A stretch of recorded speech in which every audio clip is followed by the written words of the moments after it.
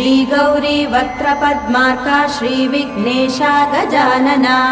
उत्तिष्ठ सुरसम्पूज्या त्रैलोक्यं पालनं कुरु श्रीगौरी वक्त्रपद्मार्का श्रीविघ्नेशा गजानना उत्तिष्ठ सुरसम्पूज्या त्रैलोक्यं पालनं कुरु उत्तिष्ठोत्तिष्ठ हेरम्बा उत्तिष्ठ गणनायका उत्तिष्ठ करुणापूर्णा भक्तानां भाग्यदायका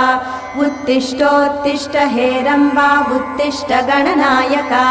उत्तिष्ठ करुणापूर्णा भक्तानां भाग्यदायका श्रीयाकुवाहन शिवात्मज दिव्यगात्रा श्रीभिन्नदन्तधनुजान्तक सूक्ष्मनेत्रा सर्वार्ति दुःख शमना फणिराजसूत्रा देवा गणेश्वर विभो तव सुप्रभातम्।